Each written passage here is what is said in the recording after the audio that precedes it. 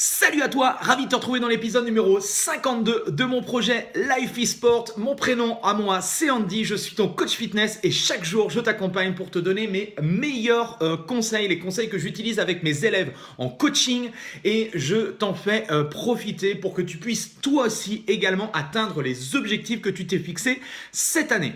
Alors aujourd'hui on va parler de course à pied.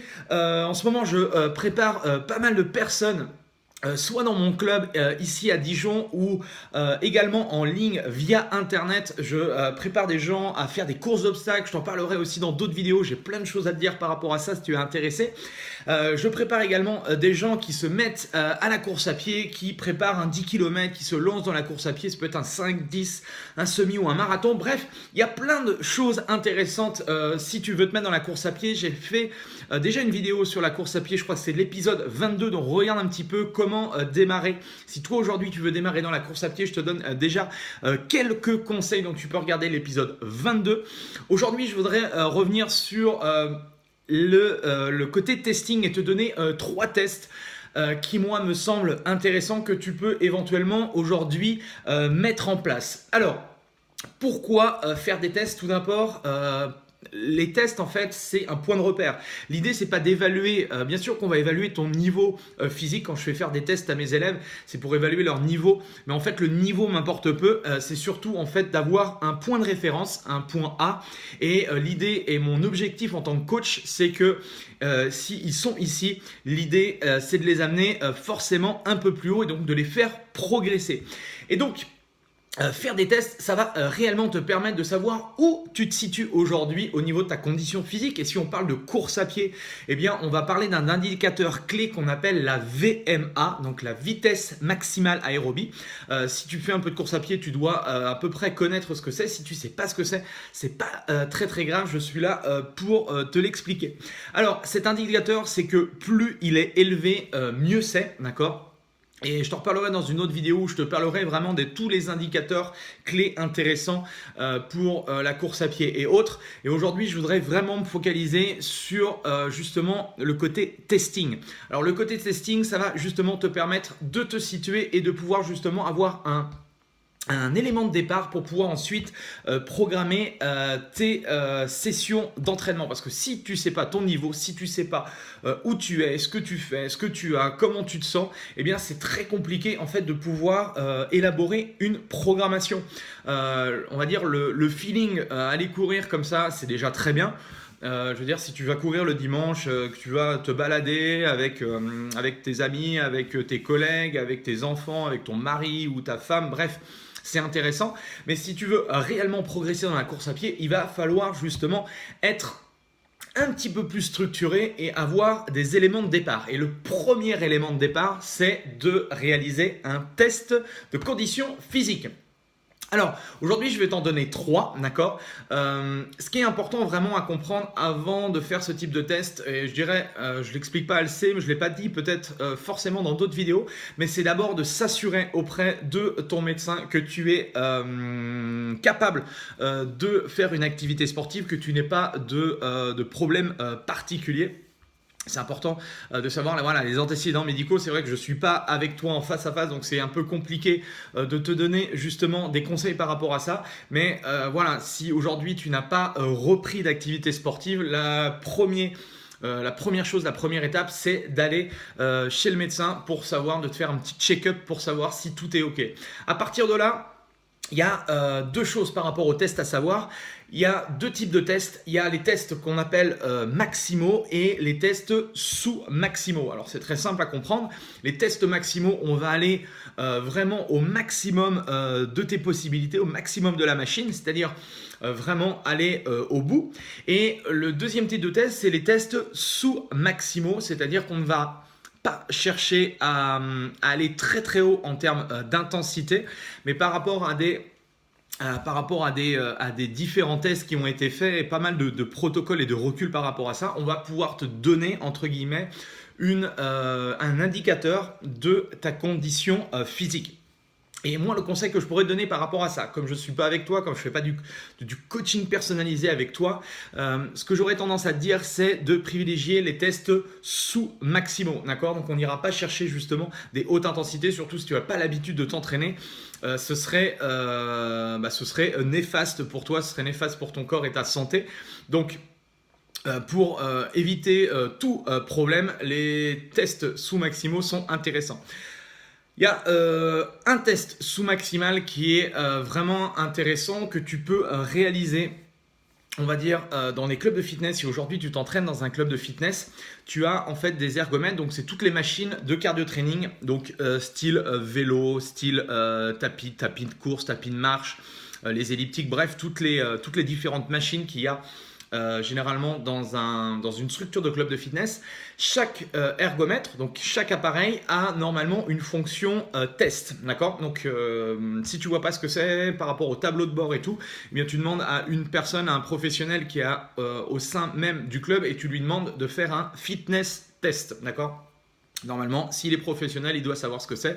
Il va pouvoir te guider par rapport à ça. Donc déjà, par rapport à ça, par rapport à ce fitness test-là, eh bien, tu vas déjà avoir, on va dire, une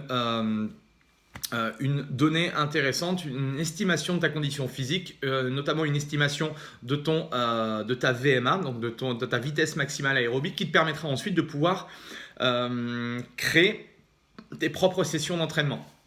Ensuite, au niveau des tests maximaux, si aujourd'hui tu es entraîné, si tu n'as pas de problème particulier, il y a deux choses. Moi, je conseille souvent aux personnes qui sont sportives, si tu es sportive et que tu veux vraiment avoir, entre guillemets, des chiffres vraiment exacts, assez justes par rapport à ça, eh bien, dirige-toi vers un hôpital, vers un laboratoire spécialisé en entraînement et en performance, en sport, pour te faire passer en fait un test d'effort. Peut-être que tu as déjà eu l'occasion de le faire. Le test d'effort se fait soit sur vélo, soit sur tapis de course. Alors, petite indication par rapport à ça, si tu privilégies la course à pied, si tu es entre guillemets, si tu es plus coureur dans l'âme, privilégie effectivement un test sur tapis que sur le vélo, et vice versa. Si tu fais plus de vélo, eh bien privilégie un test sur vélo. Ça permettra vraiment de reproduire entre guillemets à l'identique ton activité. Ce sera beaucoup plus précis au niveau de tes valeurs. Donc moi je te conseille en test maximaux un test en laboratoire ou éventuellement un test sur terrain. Directement tu vas sur une piste d'athlée et tu peux réaliser, alors il y en a plein, hein, il y a plein de tests particuliers, mais tu peux faire un test que j'aime bien utiliser, j'aime bien faire aussi avec mes élèves ou sur moi, c'est le test Cooper. Le test Cooper, c'est très simple, tu prends une piste de 400 mètres. L'idée, en fait, c'est de courir 12 minutes le plus rapidement possible, c'est-à-dire que pendant 12 minutes, tu dois faire le maximum de distance possible. Les petites choses qui sont un peu compliquées à gérer, surtout si on n'a jamais fait ce genre de test, eh bien, c'est éviter de partir trop vite pour se cramer et donc fausser le test, ou également en garder un petit peu sous les pieds et à la fin finir le test et en avoir encore sous les pieds. Donc c'est un petit peu ça, il faut vraiment se connaître au niveau de la course à pied et vraiment donner on va dire ton meilleur potentiel. Donc c'est important, même chose quand tu fais ce test, d'être en pleine forme, te sentir vraiment bien pour avoir, on va dire, des données les plus justes possibles. Donc voilà, ça s'appelle le test Cooper, et ensuite tu pourras regarder, je te mettrai peut-être un lien dans la description en dessous pour justement en fonction de ton temps, enfin de ta distance plutôt, avoir des relations justement de conditions physiques. Bref, c'était vraiment les trois choses dont je voulais parler avec toi dans cette vidéo. Donc les trois tests, je te les rappelle. Un test sous maximal, tu vas dans un club de fitness, tu demandes à faire un fitness test sur un appareil cardio, si possible soit du vélo, soit du tapis. D'accord? Donc ça c'est la première possibilité, c'est le plus simple, surtout si tu es pas très entraîné. Je te conseille ce test-là.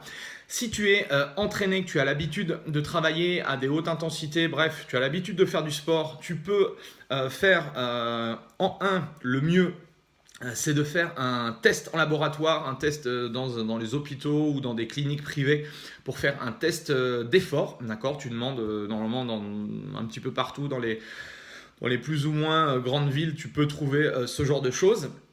Donc ça c'est voilà, c'est à visée médicale. Enfin bref, tu as des échanges gazeux. Bref, c'est le top pour avoir vraiment on va dire des résultats hyper fiables.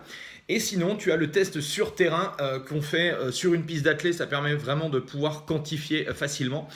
L'idée, c'est en 12 minutes de faire la plus grande distance possible. Voilà. En tout cas, merci à toi de me suivre. Merci en tout cas. N'hésite pas à t'abonner. Si tu ne l'as pas encore fait, tu peux juste cliquer sur le petit bouton s'abonner. Voilà, plus il y a de personnes qui s'abonnent, plus ça me motive aussi à continuer ces vidéos, à créer de nouveaux contenus, à te faire partager un petit peu mes différentes connaissances.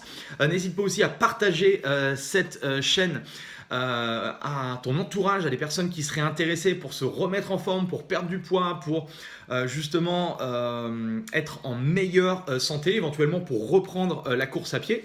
Et je te rappelle que n'hésite pas à me laisser tes commentaires en dessous. Tu me laisses un petit commentaire en me disant simplement voilà, si tu as des questions par rapport à ça, n'hésite pas, si tu fais le test Cooper, à me donner également ton score. Je pourrais également voilà, te donner ton niveau de condition physique si tu le souhaites.